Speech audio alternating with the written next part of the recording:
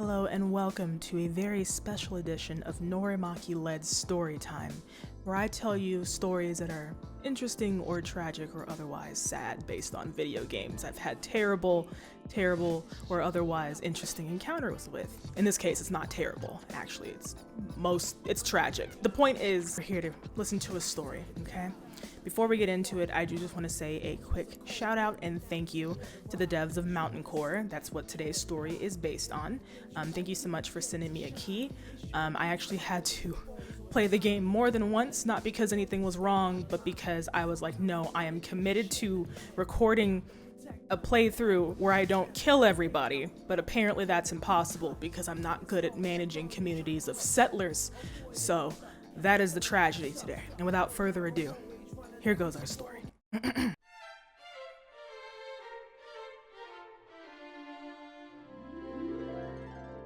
This Pinecone Hills is a settlement that I personally created within the game Mountaincore, which is a city builder and city management type game.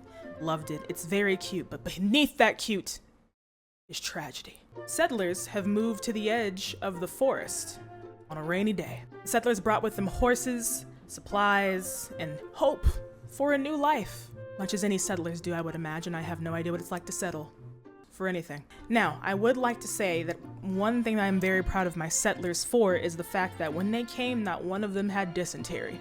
And spoiler alert, none of them died of dysentery, which is where you poop when you croak. So I'm very proud of them for that. But things can only get worse from here. When they arrived on their best plot of land, they decided to settle on the edge of a forest. They began clearing out space for housing. They began clearing out space to grow their farms, till their fields, and sow their crops. Food and shelter, on day one, that's really all we care about. Where are we going to sleep and how are we going to eat? I would like to say that that's not true in real life. You should care about food, shelter, and water. And for some reason, the god that decided where they were going to settle, me, decided to make them settle as far as physically freaking possible from a river as they could. So I'm sure in tiny settler times, they actually had to walk several miles to bucket water back to their settlement. I'd like to apologize. That was probably my first mistake. Within a few days, plans for homes, kitchens, dining halls, feasting halls, masonry workshop, a place where people can take fibers and turn them into textiles, whatever you call that place. All of those plans were set. The land had been cleared, the plans were set, and it was now on the settlers to find the resources and put it all together, which they were hard at work doing, more or less. The god of this place, however, did not realize, or actually she forgot because she'd played the game once before, that you can change the priority of tasks. So all of the priority for every last task that she had for all those plans of all those buildings was set to high. So these poor little settlers are running around, but god, they are such capable freaking workers. So they were building away. I would also like to stop here and point out that the most important part of any structure, whether it's a workshop, a dining hall, or a house, is the roof. Keep that in mind. So for the rest of spring, through sun, rain, thunderstorms, the villagers proceeded to build, to sow their crops, and try their best to settle into this new life. The first time I played this game, I actually had them plant all of their corn and like tomatoes. This time I was smart, and I had them plant an entire field of hemp. Why? Because hemp is what is used to create fibers, which is used to create beds, which makes people sleep a lot better. More on that later. Summer.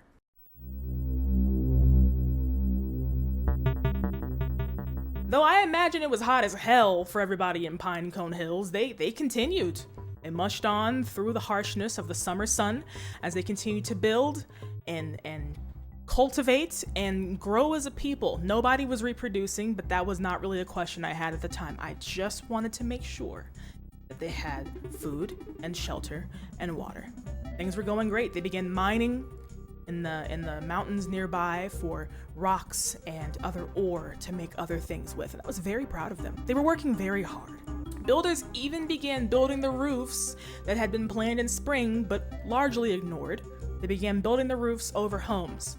And the reason roofs are so important is because if you don't have a roof, even if you have a house and a bed, rain and snow and sleet and all other kinds of nature crap can get all over you while you're sleeping, and it does not make for a good sleeping experience. So I'm really glad, I was very happy to see that they were building the frickin' roofs. The settlers begin to create stockpiles for food and for tools and things. Largely, they had been working out of the carriages they had used to come to this new land. So they built stockpile storages for all the food they would harvest in fall, for all the tools they brought with them, and all of the resources they had mined or dug up or otherwise cultivated. What I think is the most interesting, Pinecone Hills began receiving villagers from other settlements offering trade. Now, the requirement here was that my villagers had to build a trading post, which they did with great glee and gusto. The problem here after that was that all of the traders wanted things we simply did not have. And I would like to take a moment to point out the fact of how messed up that is. You can tell we ain't been here very long, a couple months at most. You know damn well we ain't got a whole bunch of stuff, but why are you asking for advanced materials? Do you not see us still carting water from a river? We don't have pipes, we don't have drainage, and you're asking for upper level materials? All we're asking for is hemp. Why are you asking for things like diamonds and ore and whatever the heck else I have yet to find? Little disrespectful, but we're gonna let it go. The point is, traders were now coming, and we were beginning to get into the opening stages of intercity commerce. Plans for walls around the crops in particular, but also the rest of the settlement, were drafted, to keep all of the animals out, because for some weird ass reason, elephants have decided to track around the outskirts of the settlement in the late summer months, and they were stepping all over shit, and I was not happy about it. So the settlers, in all of their great genius, decided to build walls around the crops, because if you're gonna step on shit, it's gonna be those no longer used carriages and not the fucking corn. Beds were also planned.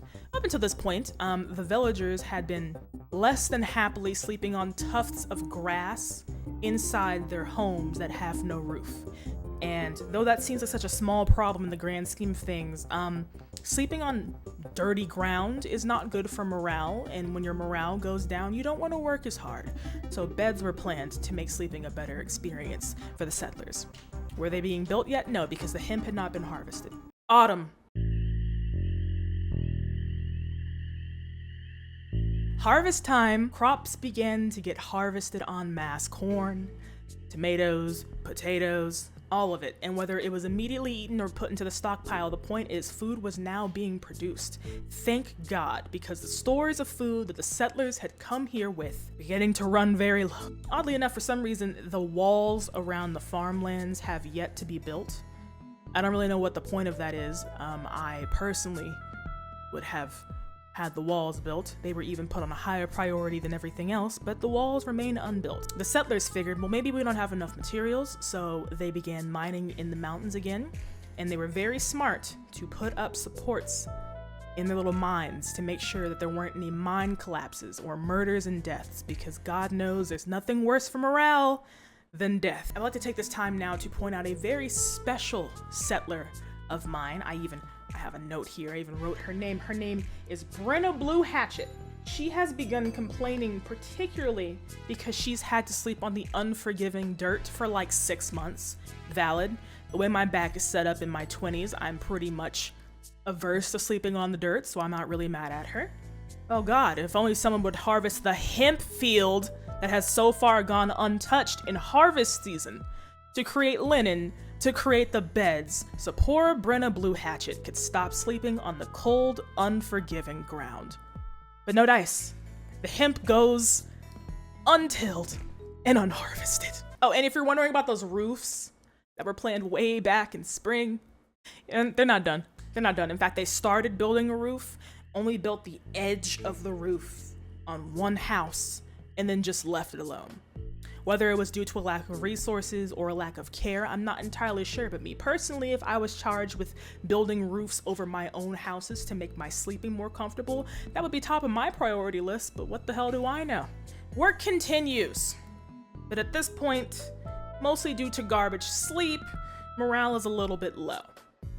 And you would know that very clearly because in the menus where it shows the status of all of your settlers, there were a bunch of red frowny faces next to the name, accompanied by one note, slept on the cold, unforgiving floor. Oh God, I wish somebody would just come along and harvest the hemp we planted in the spring. Whole lot of farmers. Whatever. Also, the settlers saw fit to build a graveyard. No particular reason, just, everybody has one. Again, I would like to say, back in the summer months, I mentioned that there were elephants tracking around the stockpiles. Well, I don't know if they had kids or called their friends, because now there's a stockload of fucking elephants around the farmlands and the stockpiles and the textile mill and the stonemasonry, and it's beginning to bug me because y'all remember that one incident last year where that elephant killed a lady? The lady was they were at their funeral in the village for that lady that the elephant had killed, and the elephant brought its friends and then killed everybody else. I'm kind of afraid of elephants at this point, so I'm really hoping the settlers are being really nice to the elephants, because we can't get them to leave. I don't know how you get a giant ass pachyderm to leave anywhere, but there's a lot of them and I need them to go. Winter.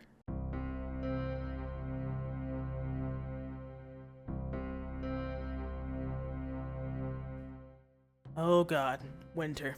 I don't think anybody ever really looks forward to winter. Don't look at me and be like, oh, I love the cold. Shut up. We're talking about settler times. Nobody who is a settler looks forward to winter, because that is a period of no growth and no warmth. Okay? The point of winter is to have stockpiled food and shelter to make it through this most unforgiving weather. Well, but the first snow falls morale further because it's cold. And one building has 1/5 of a roof, because for some reason nobody thought, oh, it's getting cool outside, maybe we should finish the roofs. Well, despite that, people continue to work. Not really sure on what. Not the roof or the textile shop or the now probably dying crops of hemp in the field. But they were working on something, because they sure as hell were running back and forth like they had something to do and somewhere to be. Within a couple days, unfortunately, death claimed its first victim. And I wrote his name down here. Torhild Charcoal Furnace. That is his full name. I'm not kidding. You can look at it. Torhild Charcoal Furnace.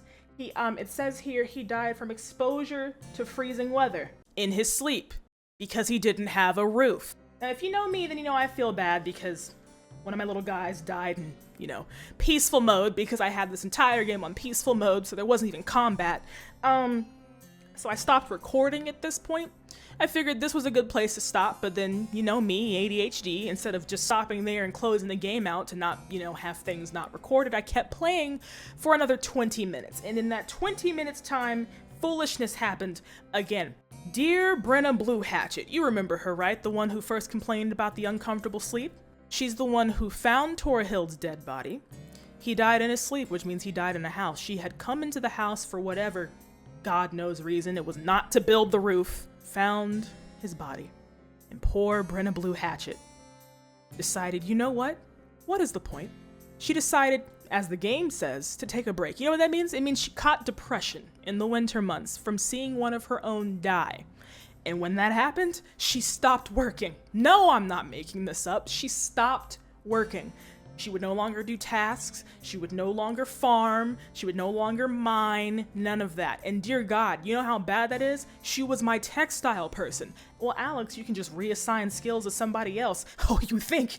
Brenna caught depression in the house, walked outside into the city square, looked around at all of her friends, I guess told them what happened, and 3 more of them follow suit. So now I have 4 of my villagers walking around on strike because the morale is so low, because they're sleeping on bad ground. One guy died in the cold in his sleep, uncomfortably, I would imagine. There's no roofs on the house, there's no roofs on the stockpile, so all of their food's probably freezing, and they decided to hell with this. I'm gonna be real with you. Never in my life would I have expected to be this bad at taking care of settlers, because they were so self-sufficient. I didn't ask him to do too much at one time. I just wanted roofs and beds and hemp harvesting, but for some reason they just refused to do it. And so poor Torhild was my only victim in Pinecone Hills, but 4 others were victims mentally. And that concludes our sad story of Pinecone Hills. Now, outside of the story of Pinecone Hills, I do want to say this game is actually very fun, which is the real reason I played it twice. The first time I played it, I actually was getting to know the game, and how it worked. You know, games like this can be very complicated if you let them, but this game was not that. It's very much, what do you want to do? Let's do it. And like I said, this game is in early development. It's still in beta. Thank God I got to play the beta because I love it already and I cannot wait for a full release. Not all of the functions are there yet, right? But just from the basics of what I have seen, they are really creating something that's super cool and a very relaxing game. Now, mind you, I did play in peaceful mode, which meant that there was no combat. And granted, even when I played not in peaceful mode the first time I played, there was no combat during my tutorial time either, or even after that. So they do give you a good amount of run-up time, which I think is nice if you're anxious like me, because the last thing I want is to have another incident like Definitely Not Fried Chicken, where right after I finish the tutorial and I think I've got my feet on the ground and as I'm about to open up my donut shop as my next place to be a front for money laundering, Colonel fucking Sanders says he's going to cluck me up and then kills all my people. Still better. It was months ago. I love the art style, the music is great, the ambient effects are great. I just really wish Tor Hill didn't have to die for his own sins, because he was one of the carpenters who could have easily built his own fucking roof. So anyways, once again, thank you so much to the devs for allowing me to play the beta. I really am looking forward to another release, whether it's a pre-release or the full release. You guys can definitely go check it out on the Steam page. I'll put the information down below, wishlist it, let them know that you like it. And if you like this video, let me know by liking this, okay? And if you aren't subscribed, why the hell not? We do all kinds of fun things here, whether I'm talking trash on the couch or telling stories from games I've tried out. We'd love to have you. And I will see you in the next video. Okay? Okay. Bye!